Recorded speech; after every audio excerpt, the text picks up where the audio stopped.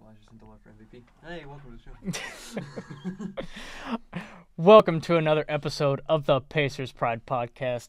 I am your host, Cody Emerson. Alongside me, as always, co-host Dylan Deanhart. It's been a while, Dylan. I know this is our first episode back from Christmas break. Mm-hmm. Speaking of Christmas break, how was yours? Mine was very good. I went to 2 Purdue games. We got a good haul on Christmas. Yeah, lost a lot of money, but that's temporary. So you got that Nintendo Switch, which I may need to come over and play because it's quite enjoyable, even though I don't have much games for it yet. But that's not going to change for a while because I have no money. I mean, we're college kids. We're broke all the time. Let's be honest. Yeah, it's a time of poverty. Where it's acceptable. Yeah, the 4 years of your life where poverty is just acceptable for now. Too. Yeah. Well, I had a fairly good Christmas. I'm gonna hang on. I'll show the audience here. Oh, got these nice pair of PG1s. Yes, call me a traitor if you want. I still like Paul George regardless. For blah blah blah. And I needed a new pair of basketball shoes because I was sick of having the same basketball shoes as you. Yeah, I'm sick of having those shoes too. But, the cheap $60 Dick's shoes that have dust coating the bottom of them. Doesn't help like that the ice skating rink every time I step on a basketball. I mean, doesn't help that the wreck is pretty slick, but I mean, yeah, we can wiped it, but that's not. We can complain about that another day because you guys with the wreck court details. We are here to talk Pacers basketball, and during our break, the Pacers they did obviously. Well, that was mainly because Vic was sidelined with what was be calling a knee injury. I don't know much more than that. Was it just swelling in his knee? Yeah, it's been affecting him through the entire season. Yeah, they said he's been playing with it for most of the season. No, so I think they said he's fine. And he obviously is fine as they rebounded last night at the end of their win streak. We're gonna get into that game later, but a lot later. Yeah, a lot later because we have a lot of games that we need to recap. Starting with where did we say? We left off on Denver back in December 10th. So overtime win with Victor Oladipo going off. So we need to recap the OKC game. OKC game is probably the only one we're going to go in depth on. Let's be honest. Yeah. All right. Well, let's get straight into it. The Pacers on way back on December 13th. This was PG's return to the field house, and he received a bunch of boos. Yeah. It was pretty. It was especially during like the entry warm-ups or whatever. He got booed heavily. Much to you guys, the fans were right. I put out a poll, I remember a while back, saying, what do you think the reaction will be? And most of you said boo and no reaction, so you were right there. And the Pacers fought hard in this game. Unfortunately, they came up short and lost 100-95.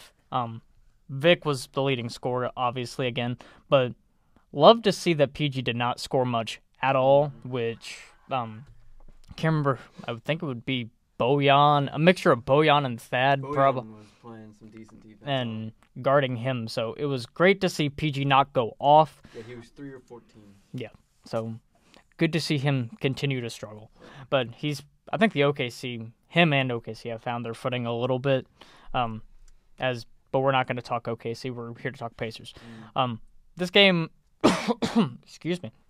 Overall, I like the Pacers that they kept it in the game, but eventually, I think was this game Westbrook went off? No, I'm pretty sure. Steven Adams. Oh yeah, because no one could stop Steven Adams in this game. I think I was live tweeting it. Steven Adams just got anywhere he wanted on the court. He was getting rebounds. He was getting offensive rebounds. He was getting putbacks. He was just no one seemed to be able to match him physicality-wise anywhere on the court. I felt bad for Miles. He tried his hardest to try to corral him, but no one could. PG was just a non-factor.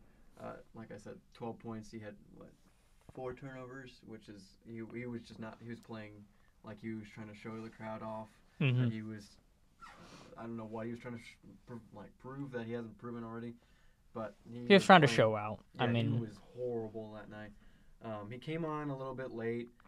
He shushed the crowd after he hit a free throw, but that was ridiculous. But this game was more important, I think, than just PG's return. because after this game, we really saw a different team from the Pacers squad. Yeah. This was their only primetime game they had, and ever since until probably the Bulls game that happened just yesterday, this team has kind of faltered and got. They really have. They were in this. They were so in the spotlight. Then they got pushed into the spotlight, and then now they started practicing differently, playing with a lot of chip on their shoulder, like they had to begin the season. Once they started getting the praise, like you said, and see all in the rankings, like the Pacers were surging up in the rankings, even cracking the top 10 in Bleacher Report. After the OKC game where they lost, they kind of just lost their drive and their energy drastically. They squeaked out a couple wins after that, but against teams they should have beaten. Yeah, exactly. But it was just a weird team to watch because they didn't have the mojo, they didn't have the chip.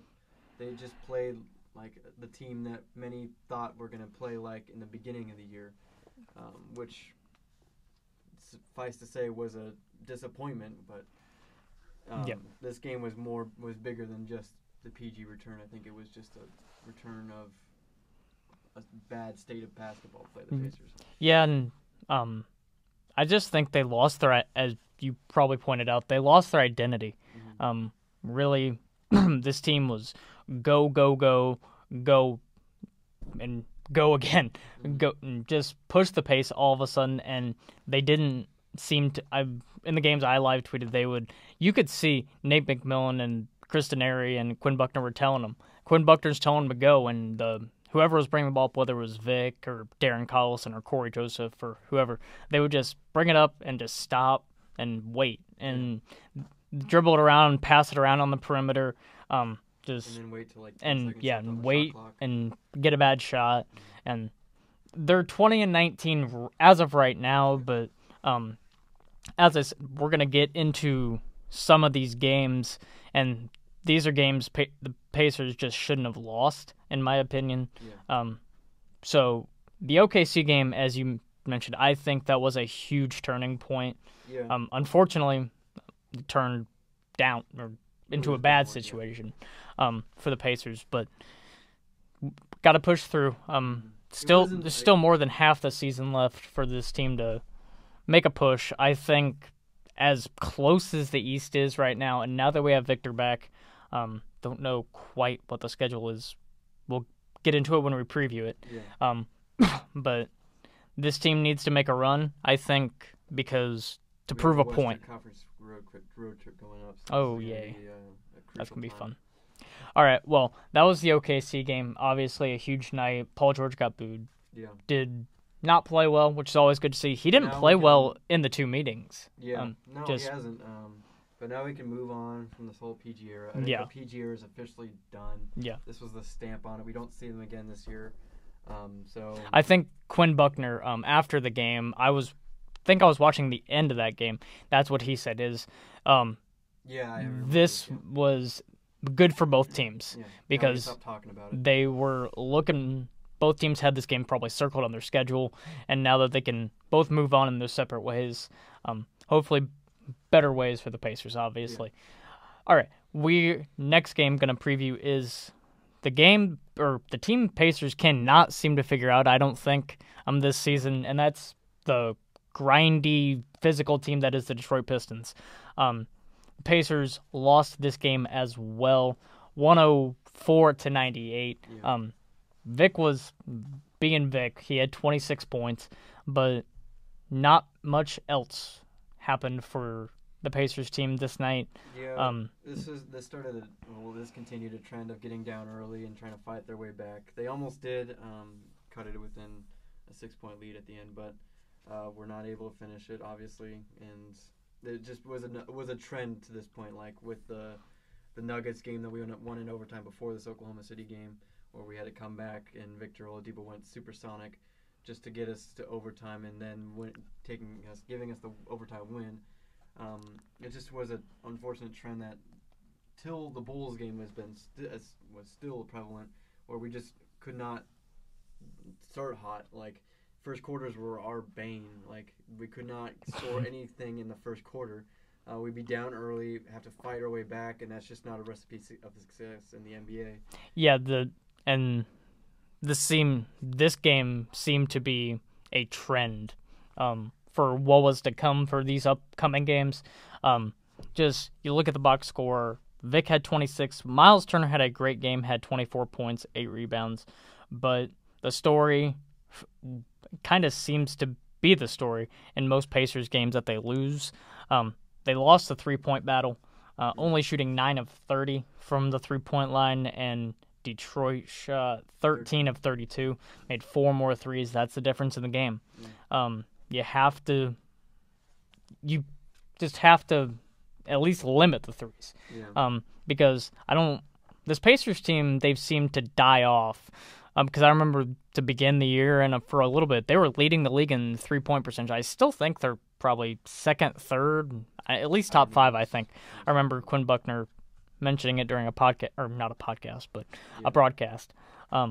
So get back to the three-point shooting, consistent three-point shooting. But the Pacers Andre Drummond was way too much again.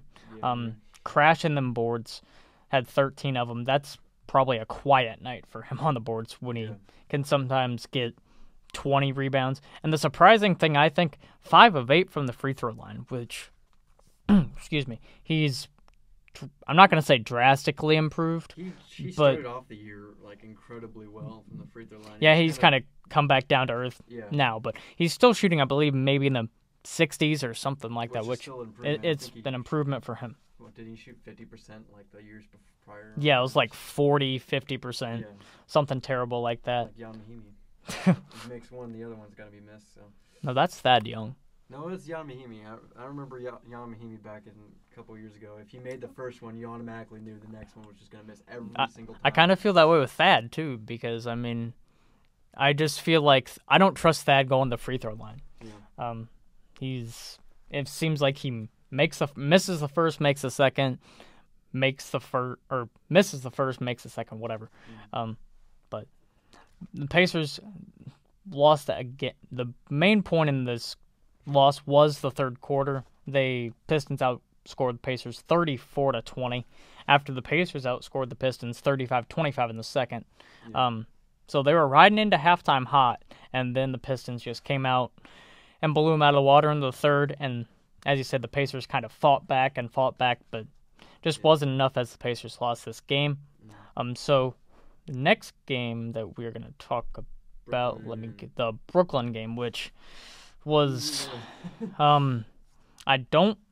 this was over, no, it's the other Brooklyn game that I was worried about. That's the one that went in overtime. The Pacers beat Brooklyn as they should. This game was. Go right ahead. This game was kind of odd.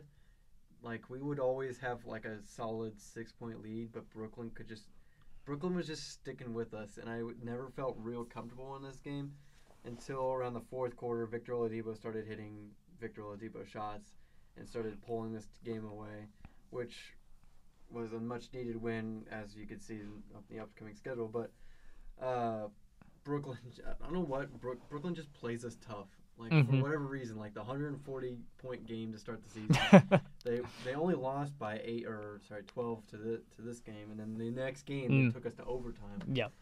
So I don't know why Brooklyn just plays us tough. Brooklyn and the Bulls are just the two random teams. Well, I think it's the Bulls because they've always played us tough, and they have, as I just mentioned in the Detroit game, the three-point shooting, their bigs we're going to get into the Chicago game later, but their bigs can just shoot the lights out sometimes, and they were on that night that they beat us. But they're not a laughing stock of the league anymore. They're not. They've started to come together. I have read rumors that they're going to trade Mirotic. I read something about it. You mean Bulls? The Bulls are going to trade Mirotic. I was talking about Brooklyn. Sorry. Brooklyn's 14-24. Yeah, but I've heard rumors that the Bulls are going to trade they've been Mirotic. Saying they're going to trade Mirotic forever ever since he got punched in the face by Bobby Portis. I understand you have to probably let that guy go, but he's another big man that can stretch the floor. Killing it for the Bulls lately. He really has. Him and Markkanen and once we get to the Bulls game that they blew us out in Chicago, Markkanen was on fire, and so was Mirotic. I think Mirotic was like 6 for 6, and he was just chucking it up from like almost half court. But yeah, the Pacers ended up getting this much needed win against the Brooklyn team. So we're gonna get into the other Brooklyn game here in just a second. But this put the Pacers up 2-0 in the season series against Brooklyn, I believe. Yeah. And so we still played them another time. Was it 2? I think it's 2-0. Yeah, and then that overtime one put us at 3-0. Next time we play them is February 14th. So the next game, the Pacers won that game, and then I really don't want to talk about this game because I was live tweeting this game. Pacers were keeping this competitive all throughout. Boston, well, I'm not going to say all throughout because the first quarter, Boston, they started out the game like 10 of 10 from the field, and I was just like, oh, here we go. But Boston led the Pacers 38-21 after the first quarter. Pacers kept grinding back, and in the fourth quarter, they took the lead, and they just put the ball in Vic's hands like they always do, and he delivered. The final play of this game, I really don't want to talk about it, to be quite honest. Because I remember this, and I'm pretty sure Bojan's going to remember this for probably the rest of the season, but he quickly moved on from it, though. But I'm going to talk about it anyway. The Pacers had a 1-point lead. All you have to do is hold the ball. Yeah. You're a pretty good he's shooting like 80 in the 80s from free throw percentage this season, but for some weird reason he chucks the ball up. I just hit the mic. Whoops. I think it was trying to get the ball to Vic or something. I understand, or Lance or someone trying to get the ball to someone. Just hold the ball. They will foul you. Terry Rozier comes up, swipes the ball, and ends up basically hitting the game winner and game-winning layup as there's only 1 or 2 seconds left on the shot clock. I remember tweeting out afterwards, I'm a loss for words, because that's a hard one to swallow. Yeah. I mean, you had the best team in the East in your building. You're up by 1, just hold the ball, and you win, basically. You hit free throws and hope they don't catch fire from 3 or something. But Bojan, I remember after the game, he was in the locker room, head down, just absolutely disappointed. It was a hard one to watch as a Pacers fan, but you had to move on from this game. And we rebounded quite nicely. And yeah, we did. But you got to beat the Celtics. I mean, especially when you're up like that. People have to remember, this is not a finals-worthy, contention-worthy team. I understand that, but these are wins that will come with time. But if you're up, it's. I realize, but this is still early season. This is still a relatively new team. I know it's a brain fart on Bojan's mistake, but these things happen. It's good that we competed with the Celtics in this fashion and nearly took one away. You have to pull that out, though. I know, but I'm just saying. But this is something that's a learning point. It is. And the fact that we took Boston to 1 point 1 point loss still shows that we're a much better team than many thought we'd start the season. Exactly. Because going in this game, I remember we predicted a loss, probably a blowout loss. But granted how the first game went. Now but go to Boston twice. The Pacers, they did move on from this game, and they traveled down to Atlanta, and they beat a Hawks team that they needed to beat. This is what I do like this about the Pacers team. Sometimes it's not pretty, but you beat the teams that you should beat. Although we're gonna get into that here in a little bit. Caveat on that. But they beat the Hawks 105-95. I think they led mostly. I don't think the Hawks led in this game at all, to be quite honest. I remember I was live tweeting this game. So I think the Pacers led from start to finish and just coasted to an easy 10-point win against the Hawks. Vic again 23 points. I mean, what more can you say about this man? Just he night in, night out, and this definitely showed what the team needs him, obviously, when we were battling this losing streak. So the Pacers took care of business against the Hawks. Then I believe I live tweeted this game as well. I didn't see it. I think it was you. The Nets game. Then this was the scary one. Christmas Eve. And I don't even think the game should have went in overtime. Because what? Well, Vic did. Well, Vic made sure it was going to go to overtime. No, I'm talking about when I think Corey Joseph fouled Spencer Dinwiddie on that which he didn't foul him. But and then what? I'm gonna go on a little mini rant here for a second. I'm sorry, but the refs and as Dylan just moves away, the refs admitted that there was no foul on that play after the game. I think you should. And this goes for the entire NBA, not just because it cost the Pacers ended up winning, thank God, but the refs should be able to go into replay and say, there was a foul, there was no foul, blah, blah, blah, whatever you need to do to get the call right, because that call it didn't cost the Pacers the game, but it was the wrong call. And they're all about getting the call right, so why not be able to review that? It just blows my mind, the things they can and cannot review. I'm not the only one I know who feels that way. I mean, I was watching a broadcast, I think, can't remember who it was, but Jeff Van Gundy, who can be sporadic with his opinion sometimes, but he wholeheartedly agreed. I think it was Christmas Day with the Cavs and Warriors, or near the end of the game, whatever. He said it was the KD foul or no foul on LeBron or whatever, but they should be able to review that. But anyway, the Pacers and Victor Oladipo pulled out a win. Yeah. I personally, I'm back onto that. I wholeheartedly do not like the whole post-game refs analysis or whatever. Like they said, it's like, we got that call wrong. Just move on. Like if you just don't. That's gonna make people even more angry. Yeah. So It's over. You don't need to say anything. You don't want to say, that should have been a foul call. Like that just leaves more doubt in any people's minds. And that it already puts more doubt into these refs that are getting scrutinized right now because they've got a vendetta out against every NBA star. It looks like. Did you see the game? Sorry, this is gonna backtrack, but. The clip, I think it was the Rockets versus the Warriors. The Rockets-Warriors game a couple nights ago. Chris Paul was coming out of a timeout, brushes by a referee, just accidentally brushes up against the referee as he's walking to a timeout huddle. The referee just immediately goes up, tees him up, and for free throw. I'm like, that's ridiculous. Yeah. And then there's a whole the football thing with Kentucky and Northwestern, where the guy didn't refuse the ref. Yes. Oh my. And he ejected him.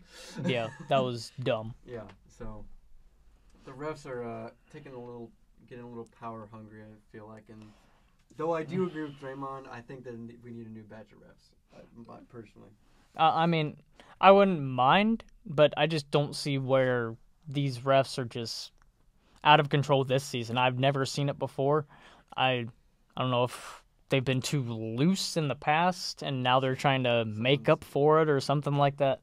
But these refs are just going borderline, just aggressive and just overly calling everything. But back to Brooklyn. But yeah, back to the Brooklyn game. Pacers end up pulling this one out, 123-119 in overtime. The last one we see until the new year.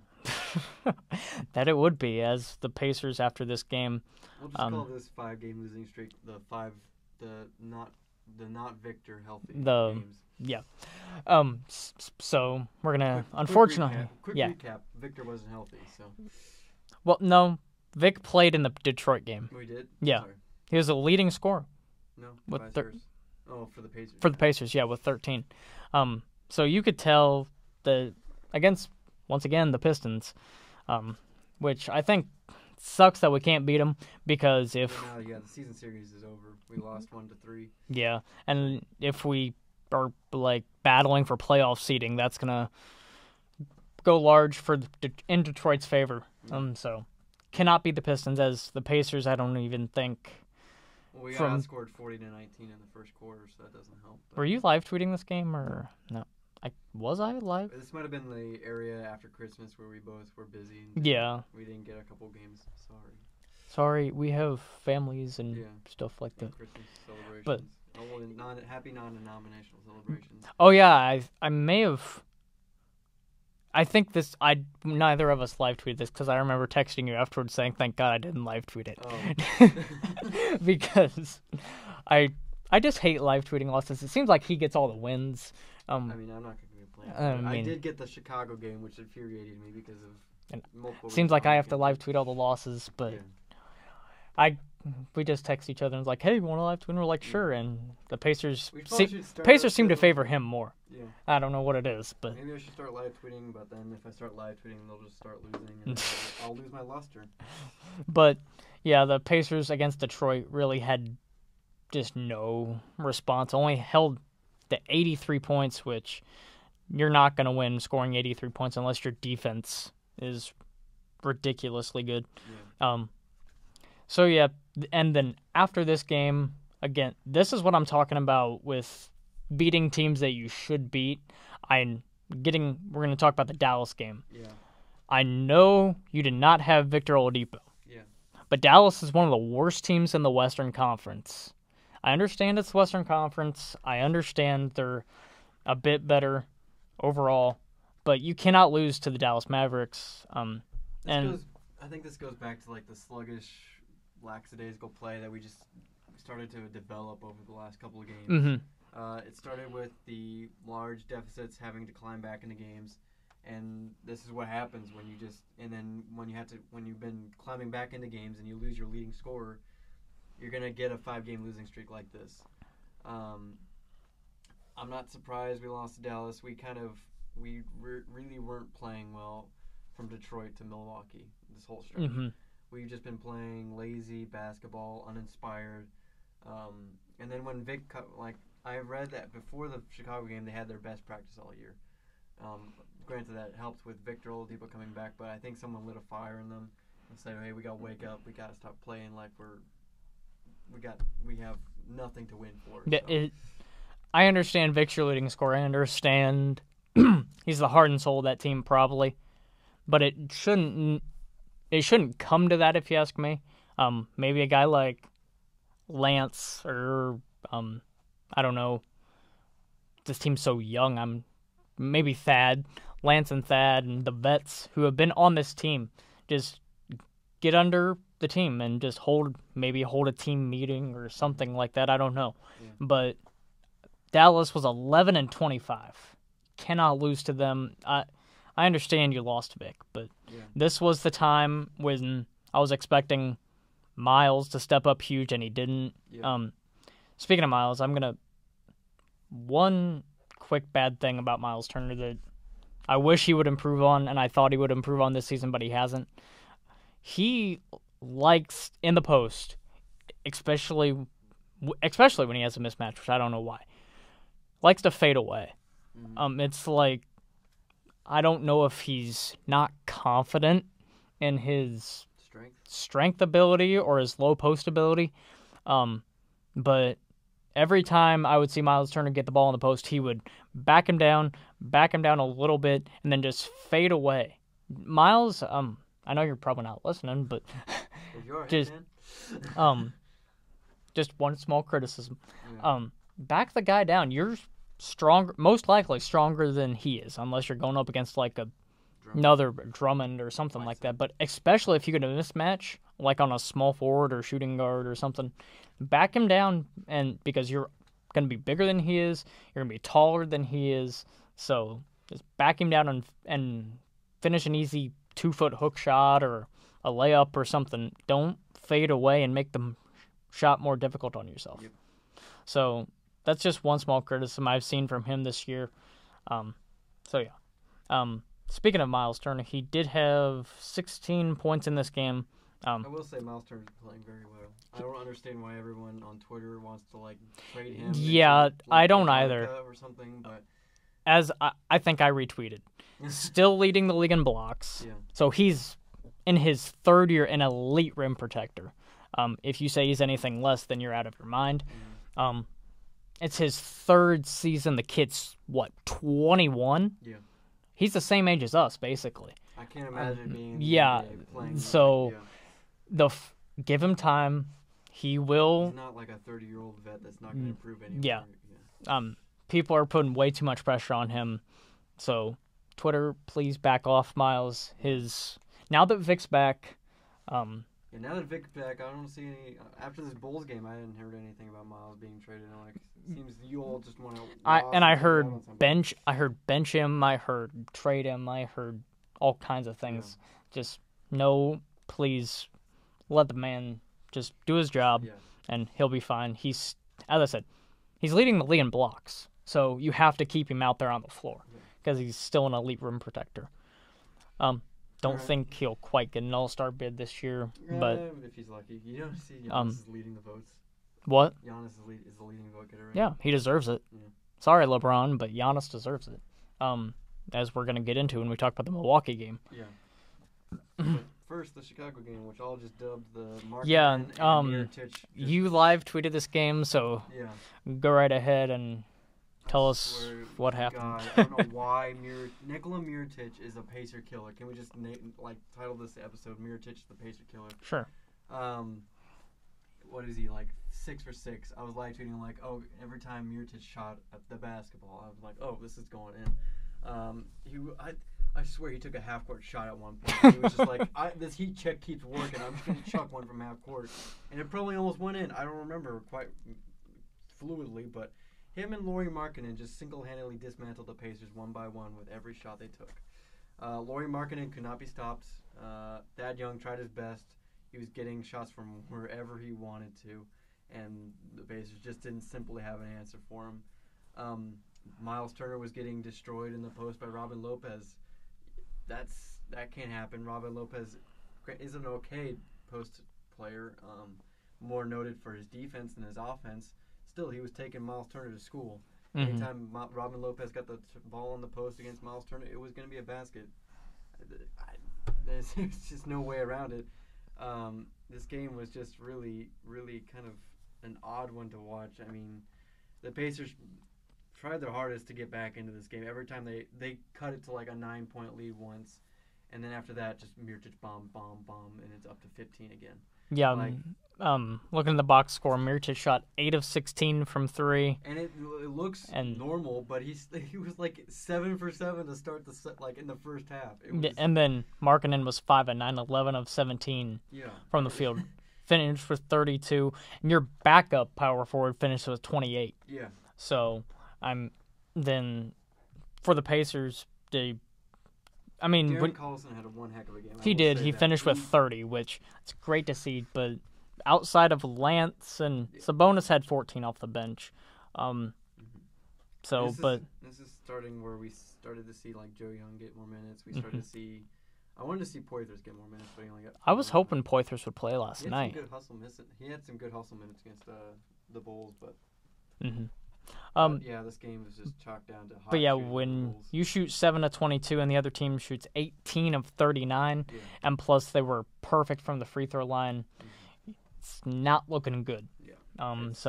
This continued the Pacers' losing streak, unfortunately, and this once again without Victor Oladipo, but against a Chicago team, I understand they play us tough. They were hot to that point. They were 9 of 12. Yeah, they were. So just unfortunate luck without Vic in the lineup.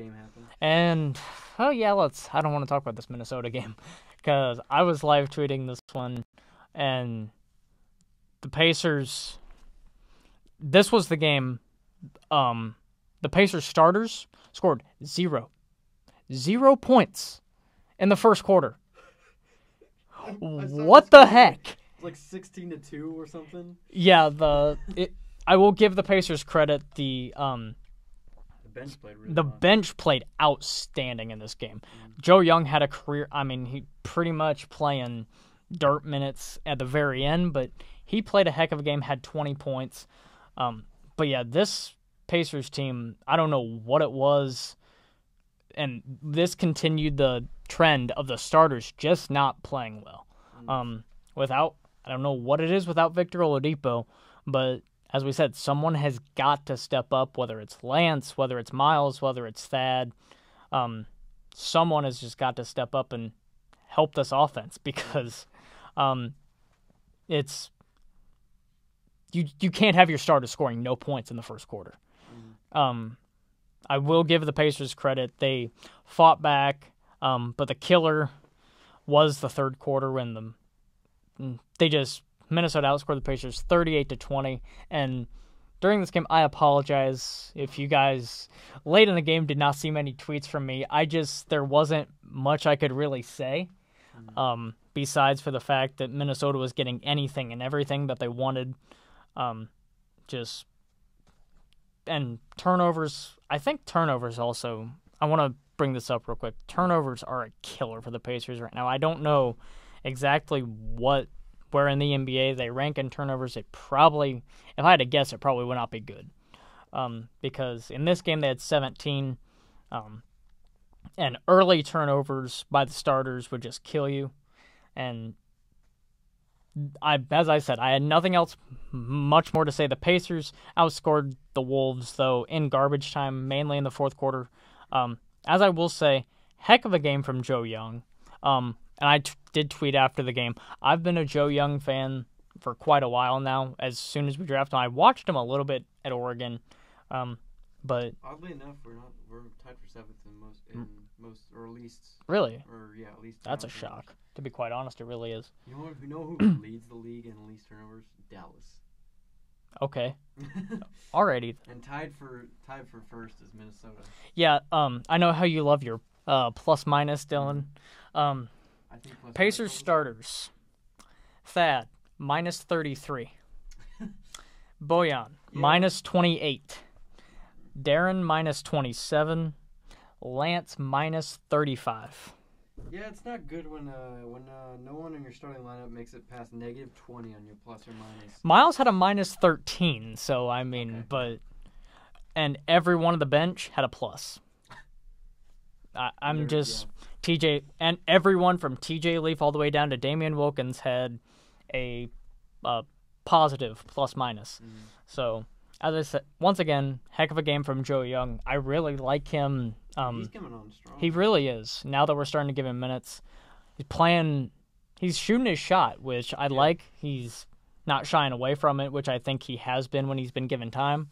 But yeah, this Minnesota game was not good for the Pacers at all. And as I said, I apologize for late in the game when I did not tweet much. As I said, there was just not much to tweet about, unfortunately.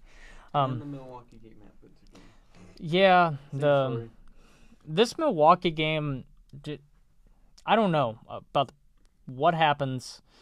The Pacers, they continue to fight in this game, but I mean, it's the Greek freak. You can't stop. I mean, Giannis had 20 by halftime.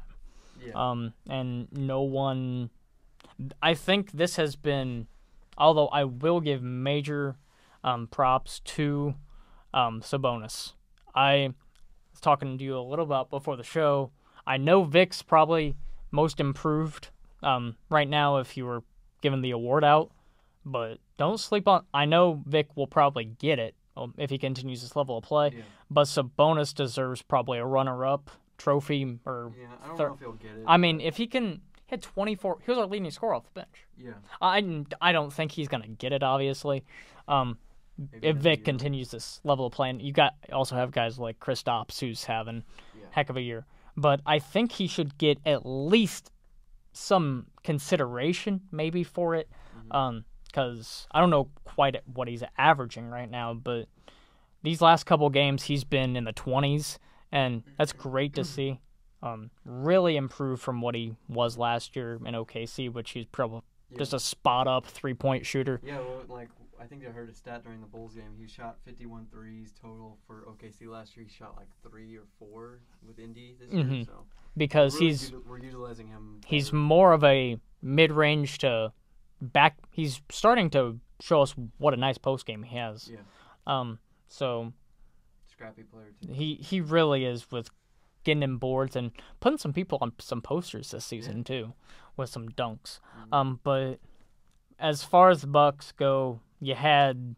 It's our first meeting with them. So. It is, and we did not have Vic in this game, so it's going to be interesting to see what we look like with Vic against the Bucks. Healthy Bojan. But this Milwaukee team, they were running half the time. Eric Bledsoe, Brogdon, and then Thon, Giannis, and maybe Malcolm I can't remember exactly, or John Henson. They were running the tall athletic lineup that they use. Giannis finished with 31. Chris Middleton had a nice game, finished with 27 points, and just for the Pacers, it continued this losing streak, which sat at 5 games now. Yeah, a 5-game losing streak. But we're gonna recap the very last game that the Pacers had against the Bulls, which you got to. This was the game Vic finally came back with 40. Just, I remember you tweeted it out, you texted me, you said this team looks completely different. So go ahead and just recap it. It was rather amazing to watch. I missed I think like half the first quarter. I was coming back to my apartment here in Muncie from my house in Indy, and I didn't see it. And then all of a sudden I turn on the TV and it's like 23-16, and like you text me like Victor Oladipo's 5 steals. I'm like, what? I saw Grant tweeted it out, and he's like, Victor Oladipo has been absolutely amazing. He has 9 points, something assists, and five steals in the first quarter. And I'm like, how? Yeah. How on earth does this man have 5 steals in the first quarter? And I turned it on, and it was just it was just the Chicago lazily passing it around the perimeter, and Vic would just see it and steal it and all go down for like a couple slams early, and that really got this team going. And I was just thinking, it's gonna be 27. It was like a 27-16 lead at at first quarter. I was like, okay, they're just gonna meddle around and keep it within a 10-point lead. And then the bench took over, like a 33-11 second quarter for the Pacers. Most of that was helped by T.J. Leaf, who had 8 points in the second quarter, 2 threes, and I think a jump shot. Joe Young, Damian Wilkins. Oh boy! Damian Wilkins played huge minutes with Bojan and Glenn Robinson out. He had to step up to play that small forward role. He filled it perfectly. Sabonis played well. Everybody on the bench played well. Lance played well. And you just saw a different attitude and mentality among this Pacers team. They were just playing with that chip that we saw in the early season. I don't know where it went. Like I said, they apparently had a really good practice before coming into this game, and it really showed. Vic didn't even play the entire fourth quarter. Yeah, I saw the score, and I'm like, I hope we don't rush him back, because obviously his knee looks fine and heck of a lot better than it has. I don't know how much of an issue it is, because if he's been playing with it the entire year. Yeah, but you don't want to overplay him in his first game back. So I know he said he thinks it's fine, so I'm going to trust what Vic says, but he only played like 16 minutes. He had 23 points, 9 rebounds, and 5 steals or whatever. 24. He played 24 minutes. Okay.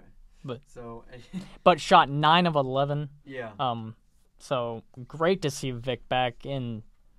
This game was over by halftime. It was like 67-37. And this was Pacers almost won this game by 40. It was, final score was 125-86. We did have a 40-point lead at one point. Yeah. Pacers scored 30-plus points in every quarter except the fourth quarter, which that was garbage time. But don't look now. T.J. Leaf. I was really impressed with him. He had a really good game. I mean, like. And who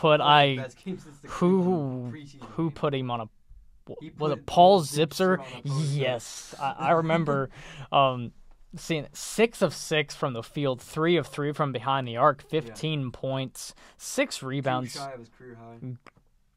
Good for him. I mean, really nice to see him getting minutes. Fun fact, I don't know if you're looking at the box score. I am right now. Dang it. I was going to say, you know who led us in rebounds? Corey Joseph. Corey. He was picking up the loose. I mean, he had 10 boards. Yeah, as I said, I wasn't watching the game. You were. So, but Pacers shot 15 of 31 from three. That's shoot 55% from field goals, and it really does. Chicago only shoots 37, but and the Pacers Markkanen only had 13 points. Mirotic only had 8. So they obviously probably watched a lot of film from that game and learned from their mistakes. Obviously, there was not a single player on the Pacers roster that played minutes that had a negative plus or minus. That's always great to see. Yeah. I was hoping we'd see more of Alex Poitras, as I said earlier. Because I like Alex and what he can do. He's, when given time down in the G League, just tearing it up down there. Obviously, that's the G League. It's different from the NBA. See, like, because I remember we did send him down at one point. Yeah, we did. So good to see him just learning from down there. And he was getting early minutes too. He was in there. I did see that, and that's why I was shocked because I didn't know. I saw the Pacers. I was scrolling through Twitter, and I saw Damian Wilkins getting ready for his start tonight, and I was like, I didn't read anything about Bojan being out, so I was like, oh boy, and so I was like, I wanted to tweet out we're gonna see more of Alex Poitras, but obviously. Coach McMillan had different plans, and it worked to a T. As I'm not asking the Pacers to go out and score 125 every night. I'd like it to. That would be amazing if we could. I think we're going to need it for this, as you said, upcoming Western Conference road trip. But this was a great bounce-back game. Pacers needed this game. If they would have lost this game at home with Vic back, I don't know. It would have been. Helps when Vic's first. I'm watching the highlight here on the edge. Vic's first points of the game, I think early on, came on a putback dunk. So come back better than he was ready up and fired up and ready to go. Got my words twisted there. But yeah, the Pacers won this game. They're now 20-19 on the season. They took the season series against the Bulls. We don't see them anymore. Woo! Thank God. Let me. Before we recap, I want to check the standings. Nope, that's baseball standings. We're eighth right now. Yep. How many? A one-game lead over Philly. Ugh. They're 19-19. Like how far? Game and a half. What is that? 2.5. 2.5 out of the fourth seed. Yeah. So the fourth through eighth is separated, as it usually is in the Eastern Conference, by 3 games or something like that. So I think the Pacers can still make some noise with Vic back. We're going to see how that goes, obviously. But we got some games to preview. We're going to preview. What are we going to preview? Milwaukee, Miami, and Cleveland. Yep. These 3 games. All home games. All home games, too. That's always a plus. Milwaukee comes here for the second meeting of the season, obviously. In the first one, the Pacers did not have Victor Oladipo. So we're going to see what the difference is in this game. I think Vic will provide a difference in this game. And hopefully. You know what? I think we learned from the first game, and I think we beat Milwaukee. I'm going to still say no. I think we learn from... I'm sorry. Double team Giannis wherever he goes. Yeah. I don't make someone else be. I understand Chris Middleton had 27 or whatever it was. It's hard to allow. It's hard to just let Giannis be Giannis. I understand, but I would put Thad on him. I really would. No offense to Bojan. He's played some good defense here and there, but he's not as good of a defender as Thad. I would put Thad on Giannis and see where that goes. And I think Victor can... This Milwaukee team is very good defensively. They've got length pretty much at every position. So, but there's something about Vic being back. We're coming off that very good win against Chicago. I think we're riding high. And I think it'll be a very, very close game, but I think we'll pull out a win. Yeah. I don't... It's hard to tell with this. You're not going to go with your upsets I don't feel it, and I go off my gut. So I'm not going to say. I'm going to say it's going to be a Pacers loss, unfortunately, but we'll see. Boo. I mean, it's going to be hard. No one's going to be watching. Yeah, I understand that, but I mean, it's going to be a difficult game, as it is. The race for second place in the national championship will be going on Monday night. USCF is my champion. I mean, I'm not going to watch that national championship game. It's going to be terrible. Then you go ahead. I mean, Monday, do I work? Do I work tomorrow? 7 o'clock. I may live tweet that game. Okay. If you need to, I can do the first half. But I'm not going to be watching the national championship game because I'm not going to. I've got bigger things to do. Wednesday against Miami. Then, yes, the Pacers will play Wednesday against Miami. I will not be able to live tweet this game. I'm working. I get back in time for it. Okay, so Dylan may be able to live tweet it. I have a class from 4 to 6. Okay. Eat dinner and live tweet it. So, I think Miami they're coming on strong a little bit. I'm not 100% sure. They're 21 and 17. They're on a 3-game win streak right now. Yeah. They beat the Magic, they beat the Pistons and the Knicks. I mean, 3 games is 3 games. Yeah. They play the Jazz before they play us. That was the 7th. So no. Yeah. Well, that's tonight. Sorry. Yeah, they play Jazz tonight. Don't know if they have another game before they play us, but I think we'll be fine against Miami. What's this? 1-1. Yeah, we're 1-1. We lost to them. We lost one of the early games of the season, I think. And then we came back and beat them at home, I think. We only played them once. Have we? Yeah, we played them once in the preseason, but we've only played them once in the regular season. And that was a loss. I know that much. Yeah, 120 to 95. So. Yeah, it's our second meeting. Wow, I thought Sunday, November 19th. No, was that the preseason? Yeah. No, so. The 19th wasn't the preseason. Oh, my bad. Yeah, we won that game, 120 to 95. Then I think I'm sorry, we're scrolling through the schedule here real quick. Yes, we've played them twice. Okay. We played them on October 21st. We lost that one. Yeah. 112-108. Then we played them on the November 19th and won that one pretty handily, 120-95. Okay. So those will be our third, and I don't know if we play them March, one more time. I think. Okay. So, but I'm going to predict a win again, and hopefully we get on a little bit of a winning streak here. I mean, hard to say with the Cavs coming to town, but get on a nice little 2-game win streak. Hopefully, I think I don't see there's any reason why we can't beat Miami. I mean, got to contain Dion, got to contain Hassan, especially on the offensive rebounds. Haka Hassan. I would. What? That just rolls off the tongue. Haka Hassan. Yeah. I mean, I'd be in favor of it. Last time I checked, I know he's not that great of a free throw shooter, but I think Pacers will be fine in this one and hoping for another win, and I think they'll get it. Do you agree? I agree. I think we beat Miami. And then this game's a toss-up. It really is, because I think it's still a rivalry. As long as Lance is on the team, it's probably a rivalry. Yeah. The Cavs come into Bankers Life on Friday, and we've split. No, I think we won both. Yeah, I think we have. I know we ended their win streak early. 1st.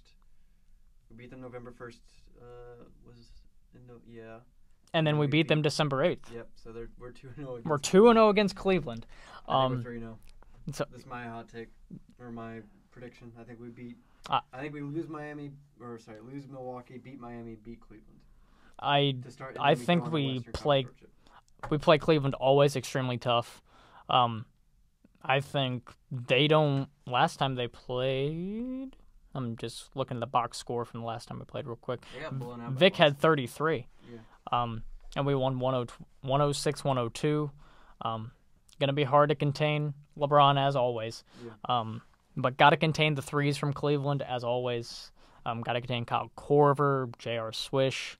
We're hoping for a bad J.R. that night. Will be back. That is very, very, very real for the Pacers, and he obviously hasn't played in the last 2 meetings. Yeah. So got to contain him as well. But I just think the Pacers play this team. They have the Cavs number, I think. And so, you know what? I'm going to agree with you. I think hopefully this, based on what I'm predicting, nice little 3-game win streak before we go on that Western Conference road trip. Who else do we? We have Phoenix, Utah, Portland, Los Angeles, San Antonio. Those are winnable games. Well, Portland and San Antonio games are question marks in my opinion, but we'll see. Yeah. And then we will be back next Sunday. Yep. To preview the Suns game and recap the Milwaukee, Miami, and Cleveland game.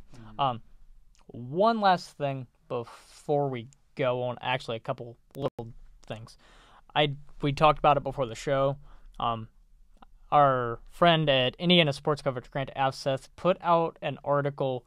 It's about Kemba Walker and the Charlotte Hornets. The Hornets are not doing well this year after most people, including myself, I thought they'd be 4 or 5, somewhere in the East. Kemba, D12, Malik Monk's, I think they have him down in the G League right now. Jeez, that's the best. So, but rumors, I mean, these are just rumors, obviously, but I can't remember the writer's name off the top of my head. But he proposed that if Charlotte is desperate for a rebuild, maybe, they look to trade Kemba Walker, and the team that he brought up was the Pacers. I can't remember the exact trade off the top of my head, but I remember the trade for Kemba. I think it would include Marvin Williams as well, and I don't really like his contract or his play, to be quite honest, but he's a stretch 3, stretch 4 for Charlotte. The trade would include, I believe, Darren Collison, TJ Leaf, I want to say Al Jefferson, and the Pacers probably a draft pick or something. I mean, this is obviously just rumors and speculation. Who knows if I highly doubt Charlotte will trade him. Yeah. But it's always fun to talk rumors. I would love this trade personally. I differ. I would not like this trade personally. Fire alarm just went off. Well, do we go? Yeah, let's end the stream. See you guys next week. Well, unfortunately, we have to cut this episode short due to a freaking fire alarm. So, until then, bye, guys.